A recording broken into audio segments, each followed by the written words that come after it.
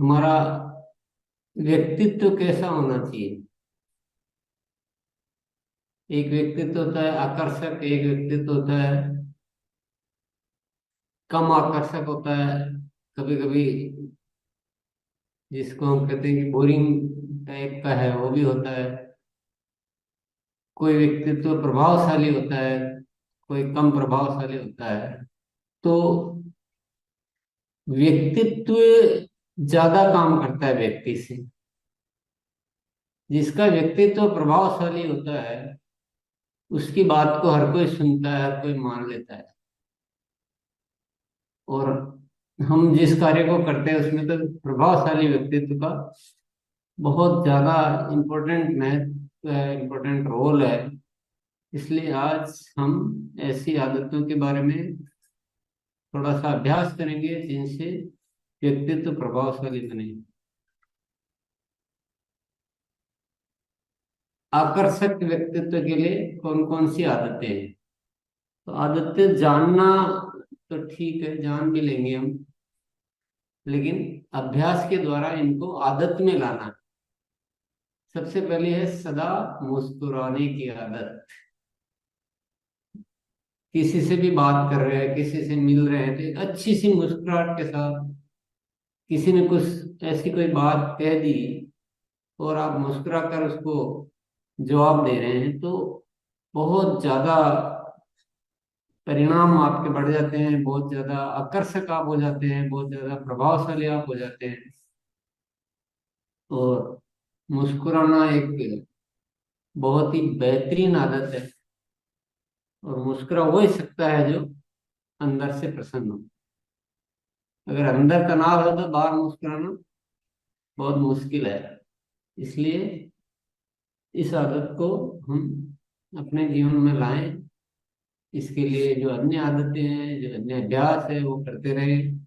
हर चीज में अच्छा ही देखना, स्वीकार भाव, ये इस तरह की आदतों का अभ्यास करें और इसको निरंतर अभ्यास करें। इस आदत को लाने के लिए क्या करेंगे हम।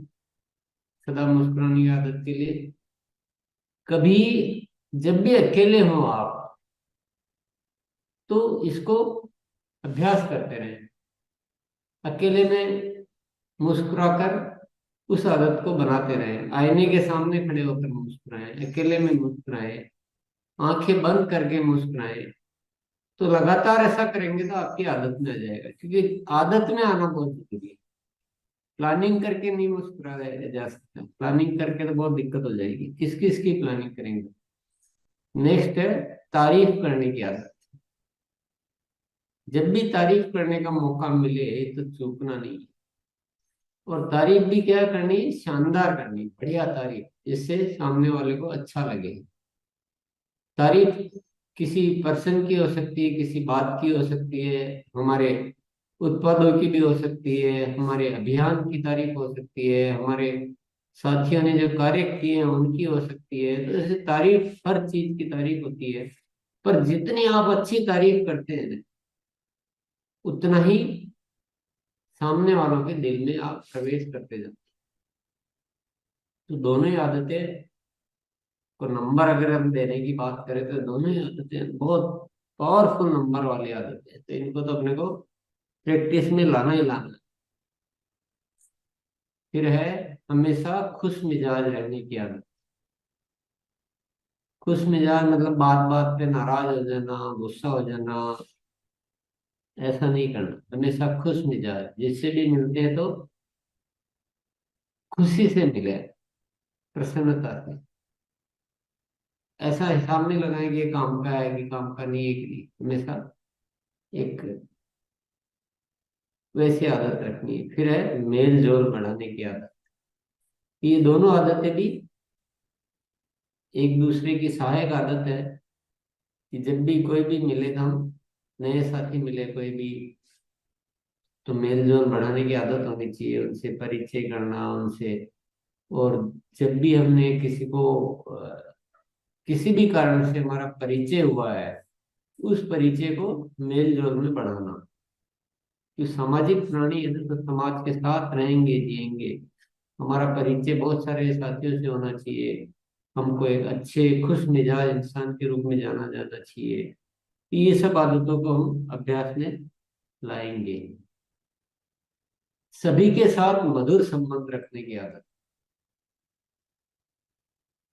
संबंधों को मधुर रखें, जबरदस्ती के संबंध नहीं होने चाहिए। आपस में घनिष्ठता होनी चाहिए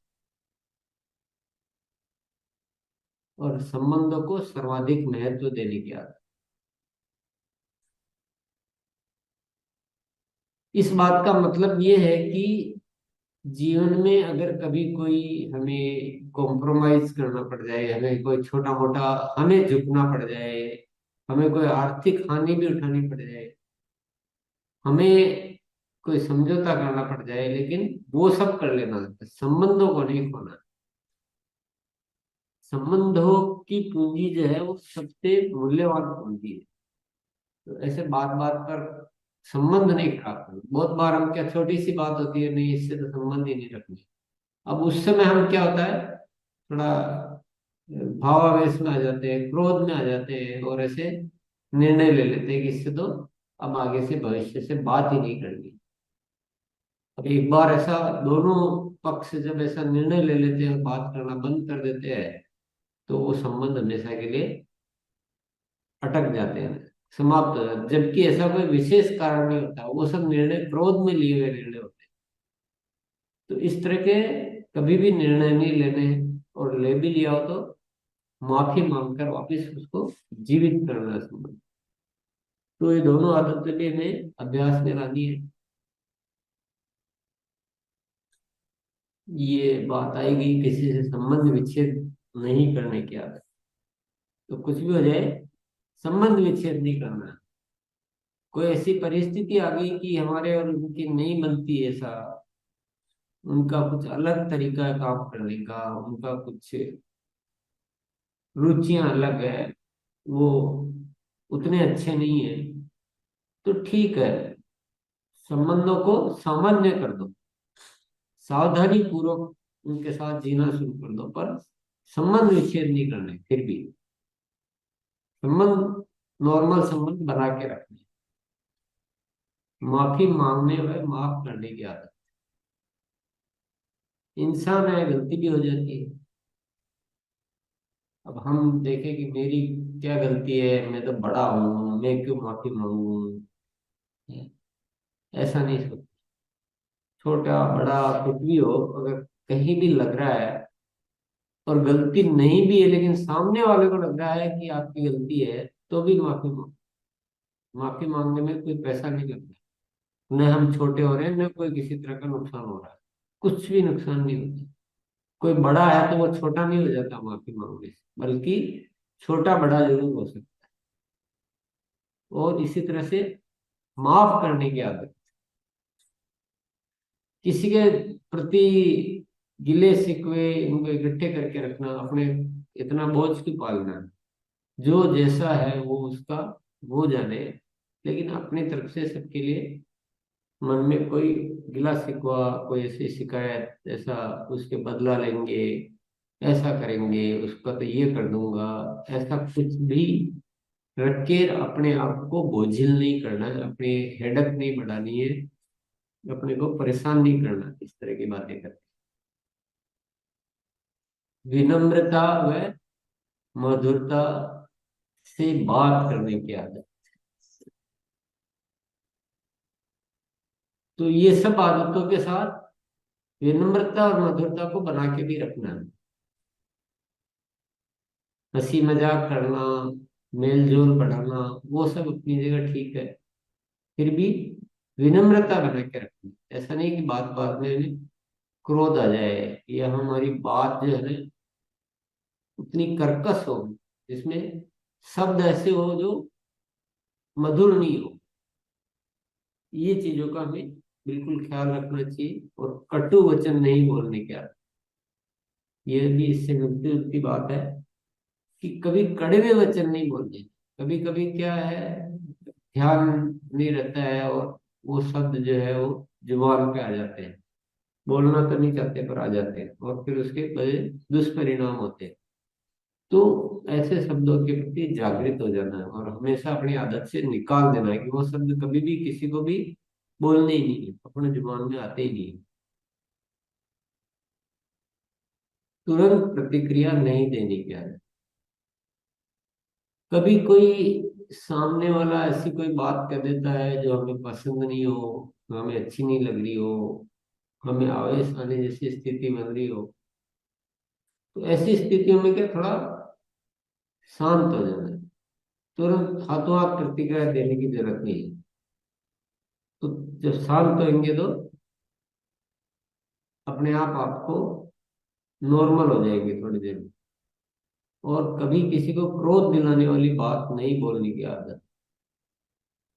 हम कभी कभी ऐसी कोई बात बोल देते हैं कि सामने वाले को क्रोध आ जाता है। जब सामने वाला क्रोध करता है तो क्रोध में बात करता है तो फिर हमें क्रोध आने की स्थितियां बन जाती है, वातावरण खराब होता है, लड़ाई झगड़े की नौबत आती है। तो ऐसी बहुत सारी। तो पैदा किसने किया? क्रोध भले हमने नहीं किया, लेकिन हमने कोई ऐसी बात कह दी कि सामने वाले को क्रोध आ गया, तो भी गड़बड़ है, तो भी गलत है। ऐसी आदत नहीं होनी चाहिए हमें।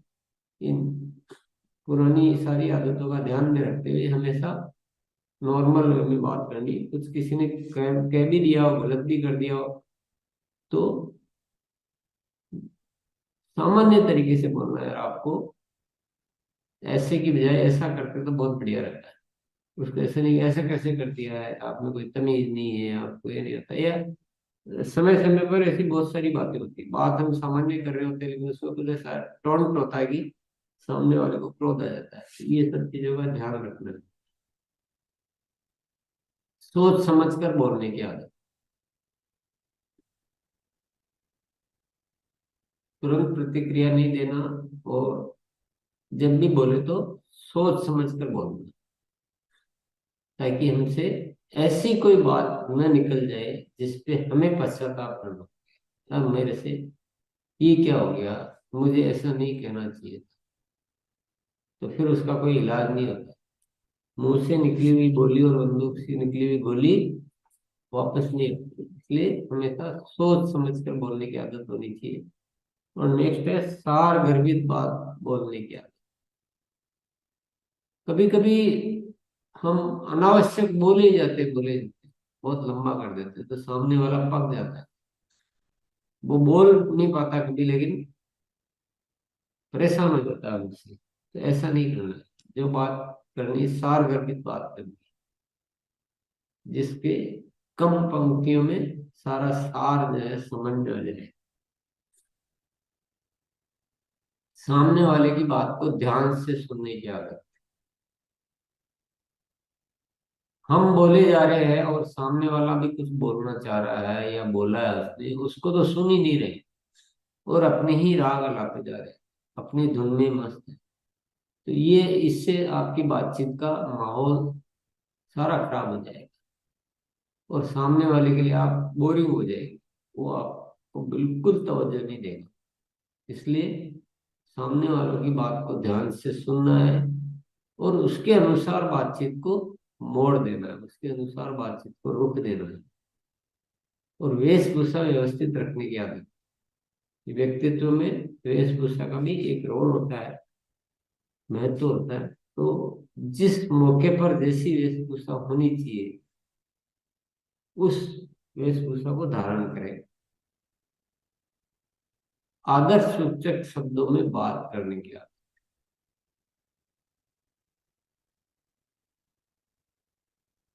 सर, श्रीमान, अंकल जी, आंटी जी। और आपको कष्ट तो नहीं हुआ कोई? उदाहरण दे रहा हूं मैं तो। ऐसे आदर्शक सूचक शब्दों को बीच बीच में रखेंगे ना, तो बहुत ज्यादा हमारी बात में वजन होता है। सामने वाले को बहुत अच्छा प्रतीत होता है और वो हमें सुनता है ध्यान से। मदद करने की आदत। हमेशा निस्वार्थ भाव से, स्वार्थ से नहीं, हमेशा निस्वार्थ भाव से दूसरों की मदद करने की आदत रखनी चाहिए। जब भी मौका मिले चूकना ही नहीं। जरूरी नहीं पैसे से ही मदद करें हम। मदद तो ढेर सारी होती है, हर तरह की मदद होती है, अपने साथियों की मदद होती है। इसकी तो लंबी चौड़ी लिस्ट है, और जब परिस्थिति आती है तो हमारे सामने वो स्थिति आती है, पर ये आदत में रहना चाहिए। तो ये कुछ आदतें जो थी, इनको हमने जाना। एक बार और रिवीजन कर लेते हैं। सदा मुस्कुराने की आदत, क्योंकि रिवीजन से ही अभ्यास होगा। तारीफ करने की आदत, हमेशा खुश मिजाज रहने की आदत, मेल जोल बढ़ाने की आदत, सभी के साथ मधुर संबंध रखने की आदत, संबंधों को सर्वाधिक महत्व देने की आदत, किसी से संबंध विच्छेद नहीं करने की आदत, माफी मांगने व माफ करने की आदत, विनम्रता व मधुरता से बात करने की आदत, कटु वचन नहीं बोलने की आदत, तुरंत प्रतिक्रिया नहीं देने की आदत, क्रोध दिलाने वाली बात नहीं बोलने की आदत, सोच समझकर बोलने की आदत, सारगर्भित बात बोलने की आदत, सामने वाले की बात को ध्यान से सुनने की आदत, और वेशभूषा व्यवस्थित रखने की आदत, आदर्श सूचक शब्दों में बात करने की आदत, और मदद करने की। तो ये आदतें हैं, एक दूसरे से जुड़ी हुई आदतें हैं। और एक बार हमको अपना रवैया अगर समझ में आ गया तो अपनी बहुत सारी आदतें एक साथ ही ये सुधर सकती है। और लेकिन अभ्यास बहुत जरूरी है, जानना, समझ लेना। ये तो जानते तो हम सभी है, नया क्या जाने, इसमें कोई बहुत बड़ी बात तो जानी नहीं। इसमें ज्ञान का रोल कम है, इसमें सारा का सारा रोल अभ्यास का है। और कार्यशाला की स्थापना इसीलिए हुई थी कि यहाँ पर हम अभ्यास करें। ज्ञान तो बहुत हासिल कर लिया, ज्ञान काम में क्या है, तो अभ्यास करेंगे। अभ्यास के लिए हम क्या क्या करेंगे, अभ्यास के लिए हम क्या क्या करेंगे। एक तो आपकी डायरी में नोट करके रखेंगे और उनको पढ़ते रहेंगे, बार बार पढ़ेंगे। दूसरा, एक साथ ज्यादा नहीं हो रही तो अकेले में, जैसे आज ले लिया कि आज इन दो आदतों का बहुत अच्छे से अभ्यास करूंगा। देखिए, करना तो हमें पड़ेगा कुछ न कुछ तो स्वयं को, कि आज दिन भर मुस्कुराने की आदत का अच्छे से अभ्यास करूंगा। हो सकता है उसके साथ चार आदतें ऑटोमेटिकली सुधर जाए। सब लिंक होती है आपस में आदतें। तो नोट करना है, नोट करके रखना डायरी में, क्योंकि आप समय समय पर देखते रहेंगे ना, तो आपको ख्याल आता रहेगा, अरे ये आदत में भी थोड़ा सा इस पे काम करना बाकी है। नोट करना बहुत जरूरी है। और उसको फिर आज के लिए चुने, उसमें से रोज प्रतिदिन एक दो आदत का अभ्यास सघनता से करना, जो आपको लगता है कि ये आदत पे मुझे ज्यादा काम। ठीक है। दूसरा, सबके सामने घोषणा करनी, अपने परिवार के सामने।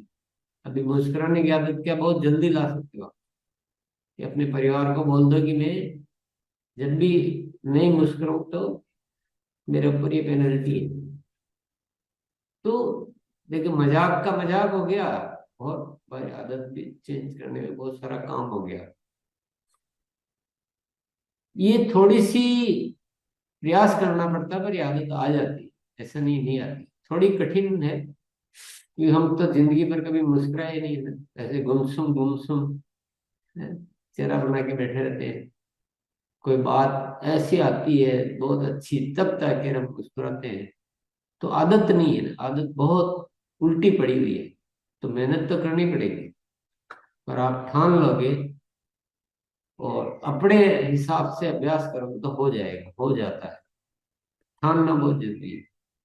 तो ये हम सब आज संकल्प लेंगे कि इन आदतों को अपने जीवन में उतार कर ही रहेंगे, क्योंकि ये आदतें आप अपने जीवन में ले आए तो जो आपको काम करने हैं वो आपके 80% काम तो आपका व्यक्तित्व ही कर देगा। आपके सारे काम ही आसान हो जाएंगे और जीवन सुखमय हो जाएगा। बहुत सारी तकलीफें जीवन की दूर हो जाएगी। तो इतना सहज काम है, बस हमें थोड़ा सा होश पूर्वक अभ्यास। तो हम सभी साथी जरूर जरूर अभ्यास करेंगे।